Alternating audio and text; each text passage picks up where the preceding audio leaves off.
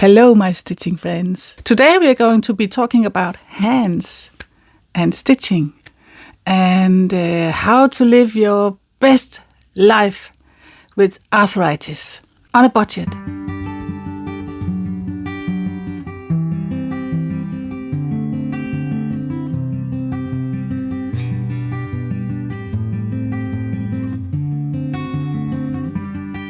Hi, welcome back to A Random Stitcher. My name is Lone and I am from Denmark. So today we are going to talk about stitching with arthritis on a budget. And why I say on a budget, it is because I don't have money to buy all the fancy stands and holders for frames, and sometimes I stitch on small projects, so you often hold the frame in your hand, which can be difficult if you have arthritis. I've just recently been diagnosed with arthritis. I'm not going to get too much into what kind and everything, because when it all comes down to it, it's all about how you can keep on enjoying your stitching. You need to adapt to the situation. It is not a new situation for me. It's not like I woke up one morning and bam, I just had arthritis. It has developed over, I think, last year or something. There has been signs before that. I did develop these knobs here, and that is a sign. And my thumbs are getting more and more stiff, and that is not something that's just appeared one morning. It has been like that for a long time. I never been diagnosed, but I am now. I got to think that I have adapted to that over the past year or something, more and more. I know that some of you, or maybe even a lot of you, who also have pain in hands and arthritis. I just thought it could be nice to share how I do things. Maybe it can help some, and maybe not. I don't know. I'm not a doctor. I'm not a specialist. I am just me who, if you know a little bit about me, I kind of often do my own stuff. I change things. My husband, lovingly calls me Queen of Duct Tape, because I kind of change things so that it fit me. I don't have much money to buy expensive, fancy stuff. So instead I kind of invent my own way of doing it on a low budget. And and that is my basis for this video, because I know you can go, and if you have a buckload of money, you can just buy the stands and holders and everything. And I just don't have that kind of money. So, that is what we are going to talk about today. The first thing I'm going to talk about is different way that you can stitch to minimize your pain. The very first thing is how to sit. So I have showed you in another video recently, I think it was last week, and I can put in a link in the description box, where I showed how I stitch on big projects. So you can go and watch that afterwards. Not now. Stay, please. But today it's more about how you can sit and with a frame, with a smaller frame, like these Q-snaps. This is not a true Q-snap. I don't know. Maybe it's just me, but I think they're very expensive in Denmark anyway, the true Q-snap. This is a copy from one of those Chinese companies.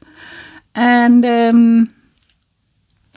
a year ago, when I started with using these, I felt they were very, very comfortable, because it was easier to hold. It wasn't these smaller ones like this. But still, now, with the way it had developed for me, it is also hard sometimes to hold it, even though it's not that heavy.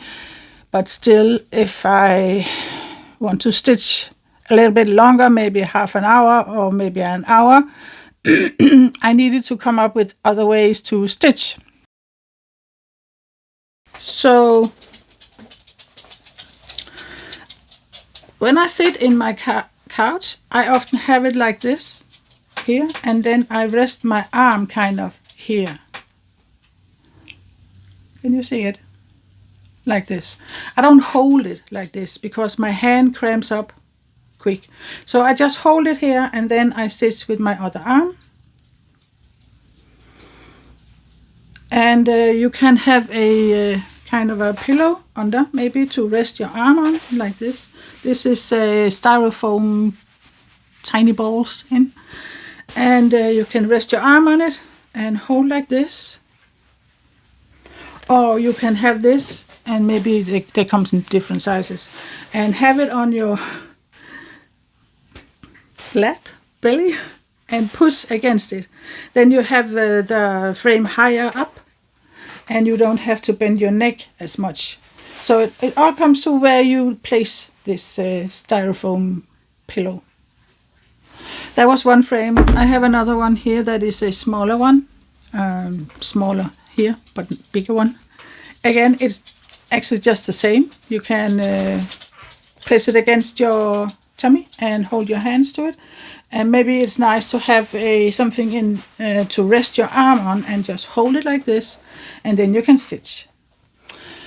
Yeah, same goes with different types. You can actually also hold it like this, and then you can have one hand behind and one hand here. So you put the needle in here where you want to stitch. Hold on here and take it out and put it in, and grabbing it and kind of just lean it against your hand. Out, put it in, hold on here, up here. That way you don't cramp up your hand much. That is also a way you can do it. You don't, for me anyway, I don't want a stand or holder or anything when I am in my couch. And sometimes I do it this way. I also have another option.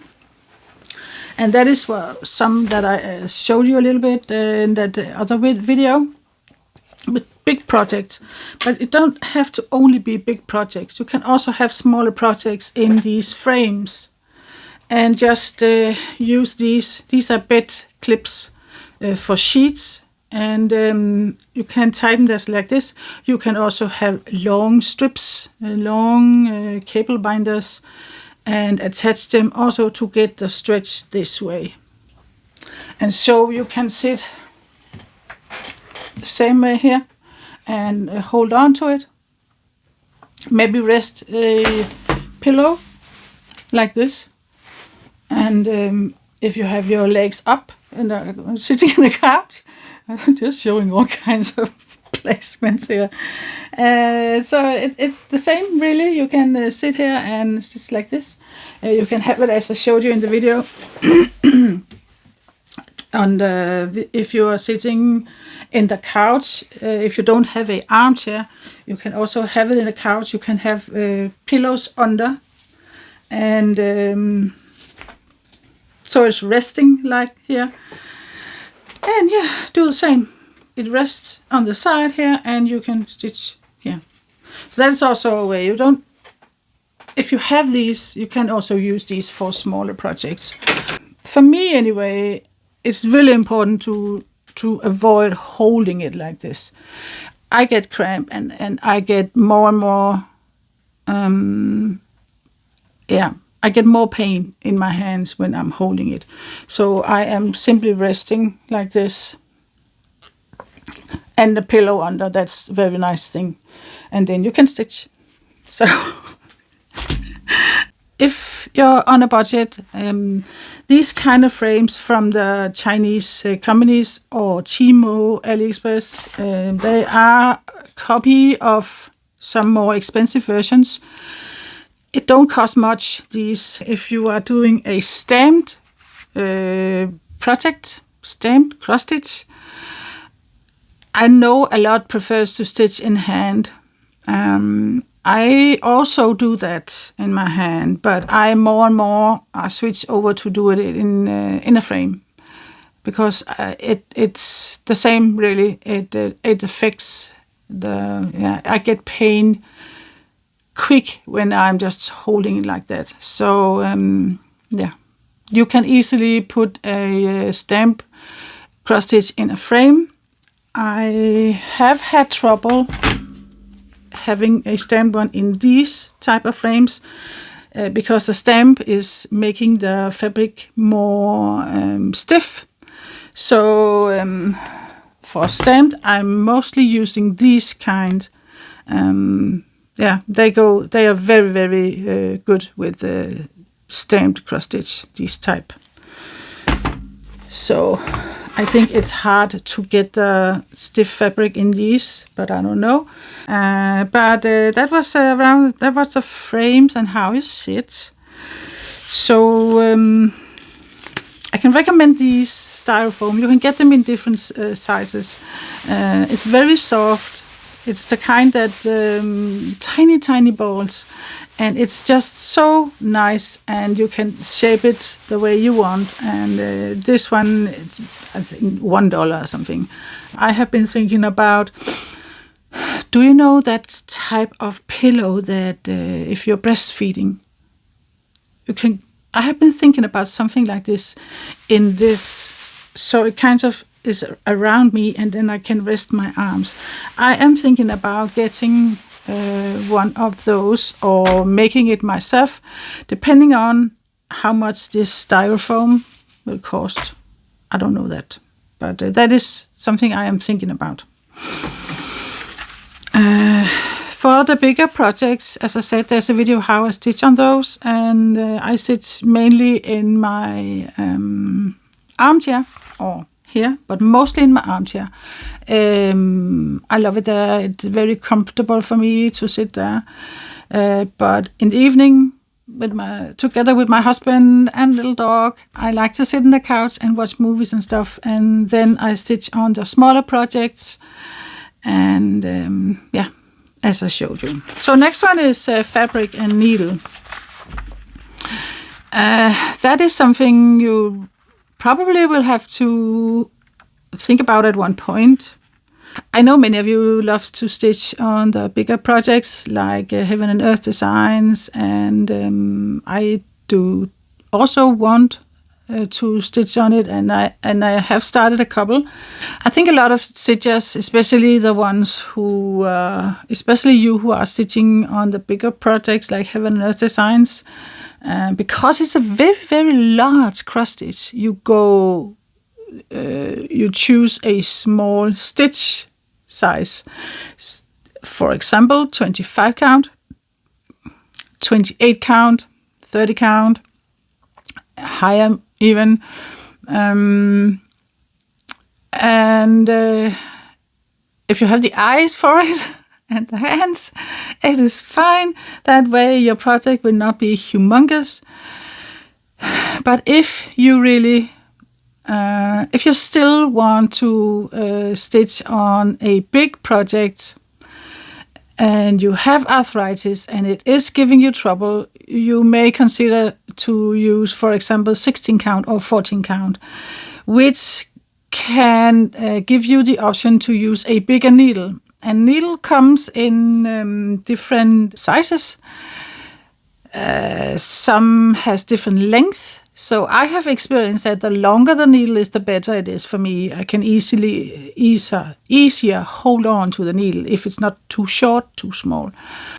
So when you're buying needles, you could try and look for the length of the needle and try to pick those that is the longest, because those I think is the easiest way if you are experiencing arthritis in your hands. So fabric size, needle size, it is for me very important, and I am going to change the bigger projects I am doing. I'll talk more about that in the next flush tube, because when it comes to it, all that matters is that you live a happy stitching life. And I have found a way to still do a big heaven and earth project, but in my way, the random stitcher's way. So I am going to talk more about that in the next floss tube, how I am going to stitch on Mary Mushroom Village Picnic. I'm still going to do it, but in a different way, different fabric. That will be in my next floss tube. So yeah, fabric and needle, important, and I think don't look at it as it's a defeat, and because that's just how my life has developed.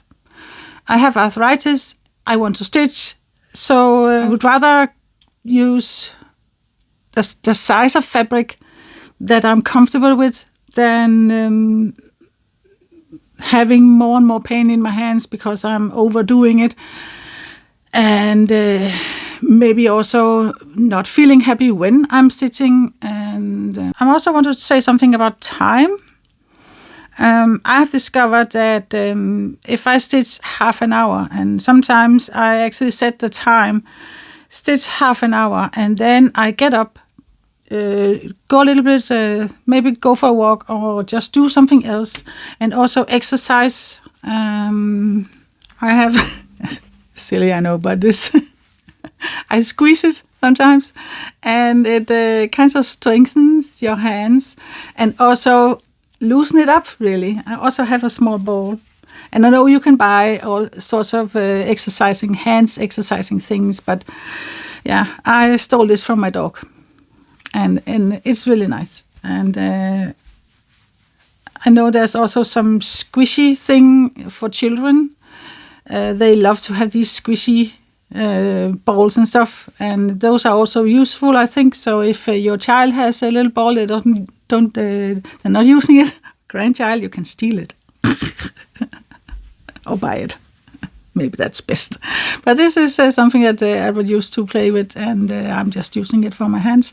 And it's really nice to. This one is a little bit hard, so this is more soft. So and then also stretch it. There are videos on YouTube. You can just search for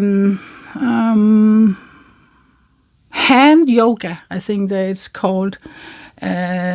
Where there's different ways you can stretch, and Other thing you can do is that I find nice is a warm bath for your hands, because my hands tends to, that's something that has developed also for the last year or something, that they get cold, easily cold, and when they're cold, they're more stiff. Other thing you can do is change, when you have stitched that half hour and you want to stitch more, you can change project. Maybe you can choose a project that has bigger stitch. You can choose 14 count. So if you have been stitching on 16 count, maybe you can choose to do half an hour on a 14 count. Maybe you can choose a project that where you don't hold the frame, where you have a big frame resting on the armchair, and then that way you relax more in your hands. And if you have it's like this, 30 minutes, and then you can maybe switch over to use a frame and try and not do the same for too long. And one thing also, don't push through. If you experience that your hands is a little bit sore now, you just have to take a break, and because you don't want to push through. It can give you a couple of days afterwards where you are unable to stitch. So don't push through. Take breaks. Do a little finger exercise, and maybe take a walk or squish your thing. It's very nice. This video is all about what I am doing. And I know there's other things you can buy, but I really don't have the money for much, and I don't want to use too much money on all kinds of stuff. Not now, maybe later, at one point, I don't know. But now I just want to use what I have and try to adapt it to my stitching life and my circumstances right now. I'm just sitting here and waving a... So yeah, that was it. I will talk about the changes I'm going to do with my bigger projects in my next floss tube. So if you want to know more about that, stay tuned for that video, probably Friday. That was it from me today. I don't know if this is useful for anybody, but that is just something I have been thinking that I wanted to share with you. And I probably will do another one of these in maybe a year and see how it developed and how I may change things again to adapt, because that is really what it's all about, adapting your life to be able to live the very best stitching life. So you take care now, and I'll speak to you on the next one. Bye bye.